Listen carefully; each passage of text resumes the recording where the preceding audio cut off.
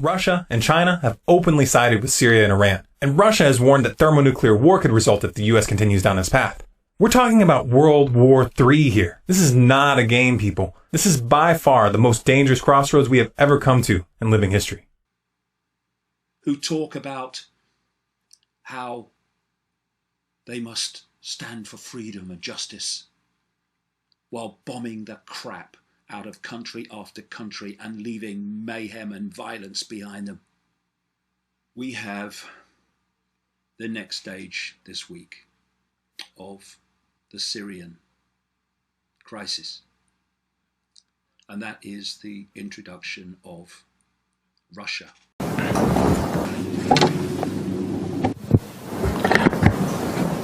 Первое. Я не говорил, что США представляют для нас угрозу.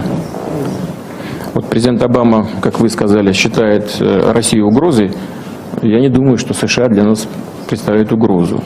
Я думаю, что политика правящих кругов, как, извините, употреблю такой штамп, политика правящих кругов, она является ошибочной.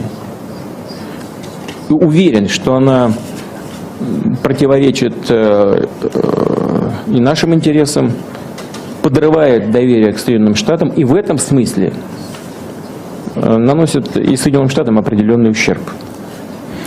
Подрывает к ним доверие как к одному из глобальных лидеров и в экономике, и в политике. Ну, можно, конечно, многие вещи замалчивать, но я же уже говорил об этом. И вот Доминик об этом вспоминал.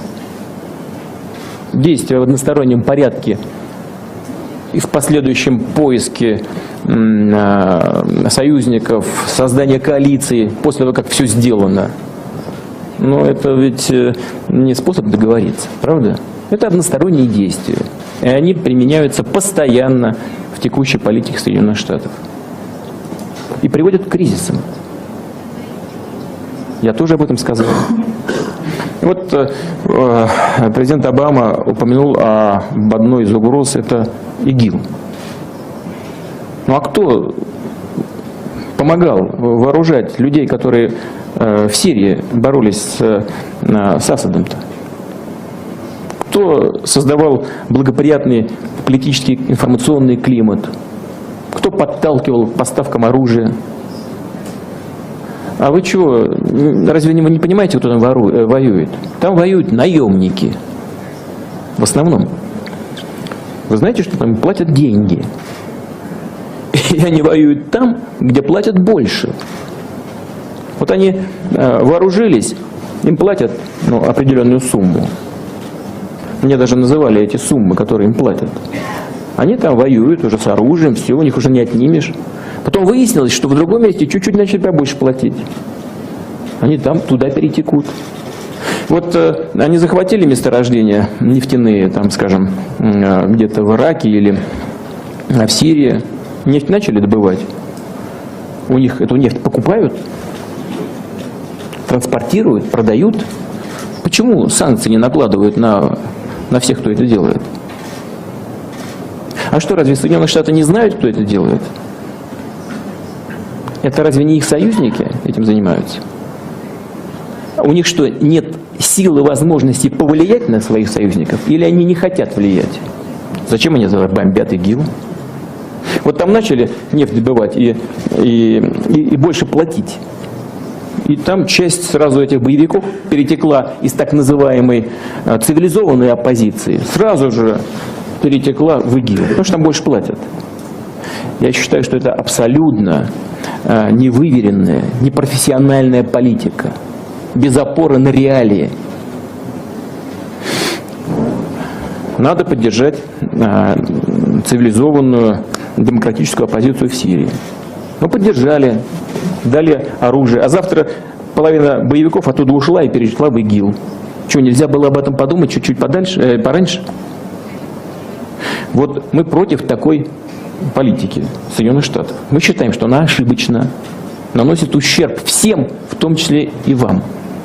Что касается учета наших интересов, то нам бы очень хотелось, чтобы такие как люди, люди как вы, возглавили Государственный департамент. И, может быть, тогда удастся как-то изменить ситуацию. Если этого не произойдет, я бы очень вас просил довести это до наших партнеров, и до президента Соединенных Штатов, и до госсекретаря, до других ответственных лиц, что мы не хотим, мы не ищем никакой конфронтации. Но вы считаете, что нужно уважать наши интересы, и многие вещи, они отрегулируются.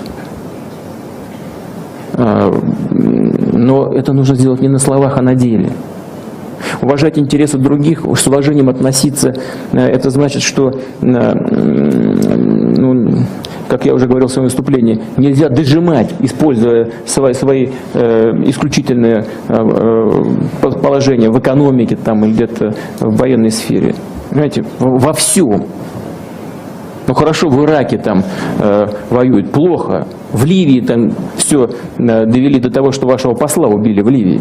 Мы что ли это сделали? Приняли решение в свое время Совета Безопасности. О чем? Значит, бесполетную зону сделать. Для чего? Для того, чтобы не могли летать самолеты Каддафи и бомбить боевиков. Тоже считаю не самое лучшее решение. Ну ладно. А что на самом деле сделали? Начали сами наносить удары, в том числе и по территории. Явное, грубое нарушение резолюции Совета Безопасности ООН. Практически агрессия без всякой резолюции. Это мы что ли сделали? Это же вы сделали своими руками. А закончилось чем? Убийством вашего посла. Кто виноват? Сами виноваты. Вот это хорошо для США, что посла убили. Ужасно, страшная катастрофа. Но не нужно искать виноватых, если сами допускаете ошибки. Нужно наоборот подняться над вот этим желанием бесконечно доминировать и исходить из вот этих имперских амбиций. Не нужно отравлять сознание миллионов людей тем, что другой политики в Соединенных Штатах быть не может, кроме имперской. Мы никогда не забудем того, как мы помогали Соединенным Штатам в обретении независимости. Мы никогда не забудем нашего сотрудничества и союзничества в Первую и во Вторую мировую войну. И я полагаю, что глубинные стратегические интересы американского народа, российского народа во многом совпадают. И нужно опираться вот на эти взаимные интересы. A friend from China, apologies. Пожалуйста, Китай. Obviously, President Putin has gone in there to protect the Assad government. Not just to do that, but to protect Russian military and naval interests in Syria from the gathering chaos, upheaval, and takeover. The despicable and horrific attacks in Paris last month, the question of whether the government's proposals for military action in Syria strengthens or undermines our own national security must, Mr. Speaker, be at the centre of our deliberations. There is no doubt that the so-called Islamic State group, Mr. Speaker, I have given way quite a lot of times already. There are 157 members who wish to take part in this debate, and so I think I should try and move on and speed it up slightly, which appears to meet with your approval, Mr. Speaker. There's no doubt that the so-called Islamic State has imposed a reign of sectarian and inhuman terror in Iraq, Syria and Libya, and there's no question that it also poses a threat to our own people. The issue now is whether extending British bombing from Iraq to Syria is likely to reduce or increase that threat to Britain, and whether it will counter or spread the terror campaign ISIL is waging across the Middle East. The answers don't make the case for the government motion. On the contrary, they're a warning to step back. A vote against yet another ill-fated twist in this never-ending war on terror. Let's start with the military dimension. The Prime Minister has been unable to explain why extending airstrikes to Syria will make a significant military impact on the existing campaign. ISIL is already being bombed by Syria or Iraq, by the US, France, Britain and Russia and other powers. Canada has, interestingly, withdrawn from this campaign and no longer takes part in it. During more than a year of bombing, ISIL has expanded and lost territory. ISIL gains included the Iraqi city of Ramadi and the Syrian city of Palermo.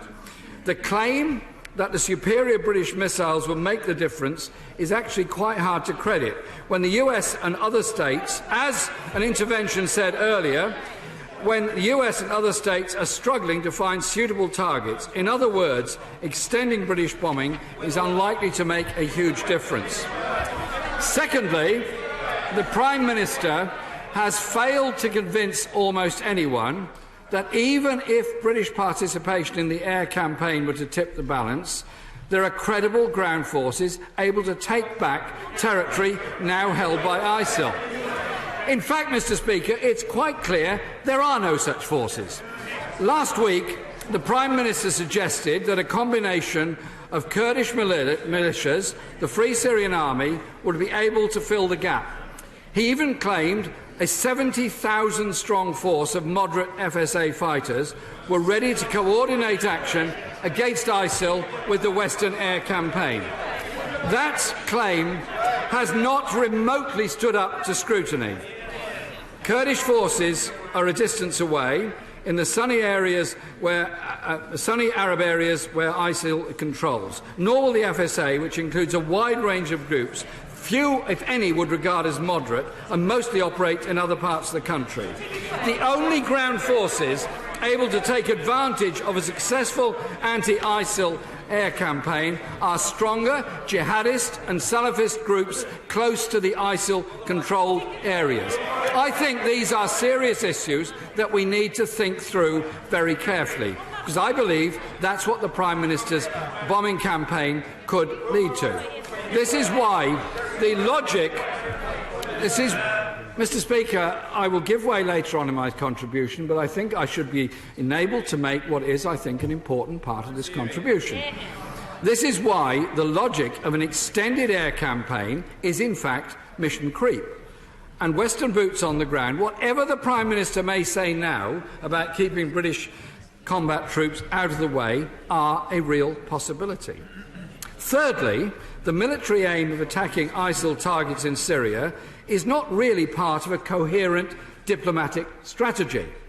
The UN Security Council Resolution 2249, passed after the Paris atrocities and cited in today's government motion, does not give clear and unambiguous authorisation for UK bombing in Syria.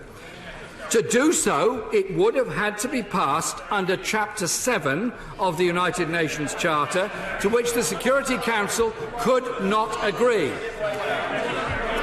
The UN resolution is certainly a welcome framework for joint action to cut off funding, oil revenues, arms supplies from ISIL. But I wonder how much signs there are of that happening. I'll give way to the member there. For giving way. Myself and the honourable member don't agree on very much, but on the necessity to cut off their oil supplies, I do very much agree with him.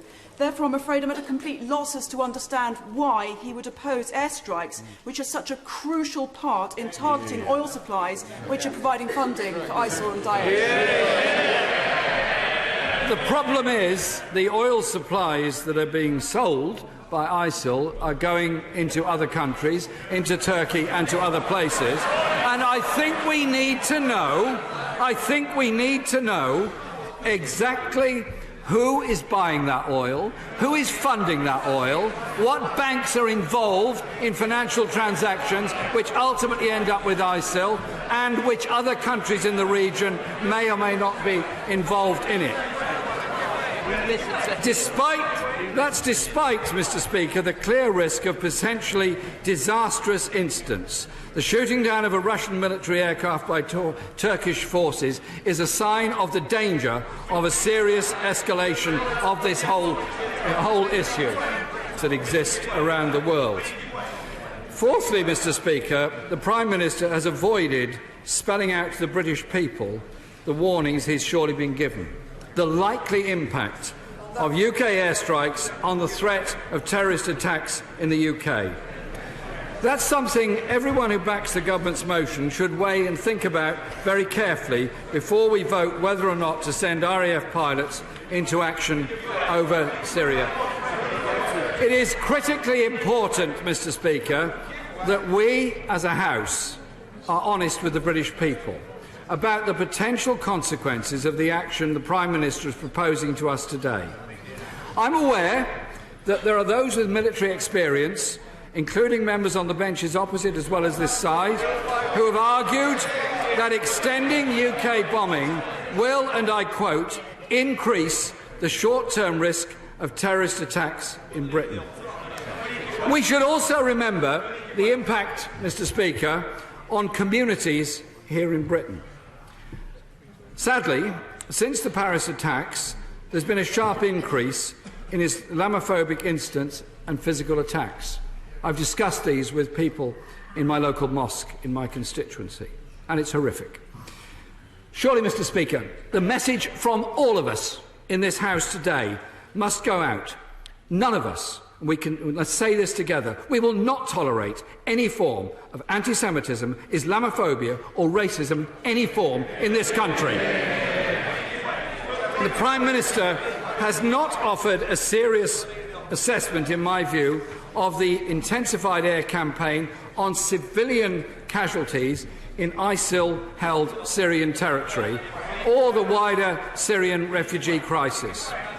At least 250,000 have already been killed in Syria's terrible civil war, 11 million made homeless, and 4 million forced to leave the country. Many more have been killed by the Assad regime than by ISIL itself. Yet more bombing in Syria will kill innocent civilians, there's no doubt about that, and turn many more Syrians into refugees. Yesterday, I will in a moment. Yesterday, I was sent a message from a constituent of mine who comes from Syria. I'm sorry, it's not funny. It's a family who are suffering. His name, Abdulaziz Al-Mashi, and I quote from his message. I'm a Syrian from Mabij city, which is now controlled by ISIL. Members of my family still live there, and ISIL didn't kill them. My question to David Cameron is, can you guarantee the safety of my family when your air forces drop bombs on my city? It's a fair question from a family who are very concerned. The government's proposals for military action in Syria are not backed by a clear and unambiguous authorisation by the United Nations. It does not meet the 7 tests set down by our own Foreign Affairs Committee. And it does not fulfil 3 of the 4 conditions laid down in my own party conference resolution of a couple of months ago. The past week, Mr. Speaker, voice has been given to growing opposition to the government's bombing plans across the country, in Parliament, outside, in the media, and indeed in my own party. And I believe it's a consideration of all the wars that we've been involved in the last 14 years. These matters were debated a great deal during my own campaign to be elected the leader of the Labour Party, and many people think very deeply about these matters. The light of the record of Western military interventions is one that has to be analysed. British bombing in Syria risks yet more of what President Obama, in a very thoughtful moment, called the unintended consequences of the war in Iraq, which he himself opposed at the time. The spectre, Mr. Speaker, of Iraq, Afghanistan and Libya looms over this debate. Now, Mr. Speaker, I'm not giving way. I'm going to carry on with my speech. Mr. Speaker, to oppose another war and intervention, in my view, is actually not pacifism, it's hard-headed common sense, which I think we should be thinking about today in this House. To resist ISIL's determination to draw the Western powers back into the heart of the Middle East isn't to turn our back on our allies, it's refusing to play into the hands of ISIL and what I suspect some of them want us to do. Is it wrong for us here in Westminster to see a problem, pass a motion, drop bombs and pretending we're doing something to solve it? That's what we did in Afghanistan, Iraq, Libya. And I ask the question of the House of this, has terrorism increased or decreased as a result of all of that? The Prime Minister said he was looking to build a consensus around the military action he wants to take. I don't believe he's achieved anything of the kind. He's failed, in my view, to make the case for another bombing campaign. All of our efforts should instead go into bringing the Syrian civil war to an end. Iraq, Afghanistan, Libya, I ask members to think very carefully about the previous decisions we've made. All those members that have applied to speak do get called. And I conclude with this point, Mr. Speaker. In my view, only a negotiated political and diplomatic endeavour to bring about an end to the civil war in Syria will bring some hope to the millions who've lost their homes, who are refugees, who are camped out in various points all across Europe, dreaming of a day that they can go home. I think our overriding goal should be to end that civil war in Syria, and obviously also to protect the people of this country. That is why, Mr. Speaker, I do not believe that the motion put by the Prime Minister achieves that, because it seems to put the emphasis on bombing now, whereas I think the emphasis should be not on bombing now, but on bringing about all our endeavours, all our intelligence and all our efforts. I think it's very strange that members don't seem to understand. There are millions who watch these debates who want to hear what's being said, don't want to hear people shouting at each other. So for those reasons, Mr. Speaker, I urge members on all sides of the House to think very carefully about the responsibility that lies with them today. Do we send in bombers, not totally aware of what all the consequences are going to be, or do we pause, not send them in, and instead put all of our efforts into bringing about a peaceful, humanitarian and just political settlement to the terrible situation faced by the people in Syria? For some time now, RAF personnel like these have been hitting IS targets in Iraq, but not in Syria. So in his attempt today to make the case to change all that, the Prime Minister's task was to provide the answers to some pretty big questions. Like, what difference will our limited military contribution make? Will any of it actually make us safer at home? And what has changed which now requires us to enter Syrian airspace with missiles? Well, in part, David Cameron said, Paris has changed. If not now, when? The UK is already in the top tier of countries that ISIL is targeting. The Prime Minister set out a bigger strategy, of which more British airstrikes is only one part. It includes support for Syria's moderate ground fighters, who he says are 70,000 strong, work towards the political resolution for a new Syrian government without President Assad, £1 billion for post-conflict reconstruction, and more aid to alleviate the humanitarian crisis. And I commend this statement to the House. Yeah. But his statement was not enough for Jeremy Corbyn, who won't support airstrikes, although tonight there are many Labour MPs who openly disagree with their leader. The issue of whether what he proposes strengthens or undermines our security must be front and centre stage of our minds. Nor will the Prime Minister get the backing of the SNP here, who call IS by their other name, Daesh. 2 years ago, the Prime Minister urged us to bomb the opponents of Daesh in Syria. That would probably have strengthened this terrorist organisation. But some Tories, previously opposed, are now on side. As somebody who voted against action last time this came to the House, I'd like to say that I'll be joining him. And when an opponent asked the Prime Minister to consider his conscience, it prompted this response. That bomb in Paris, that could have been London. If they had their way, it would be London. I can't stand here and say we're safe from all these threats. We're not. I can't stand here either and say that we will remove the threat through the action that we take. But do I stand here with advice behind me that taking action will degrade and reduce that threat over time? Absolutely. And I've examined my conscience, and that's what it's telling me. But the extension of airstrikes is also a matter of conscience for Jeremy Corbyn, who, after a 90-minute meeting in which his shadow cabinet tried in vain to find a common position, he sent them all a letter. I do not believe that the Prime Minister today made a convincing case, he wrote, adding he did not set out a coherent strategy coordinated through the United Nations for the defeat of ISIS. As a bomber must have more bombs, Cameron must come in and have more bombs, because bombs sort everything, don't they? And it's a very, very dangerous situation on a much bigger level. And let's remember here, the people we are fighting today, we funded 20 years ago.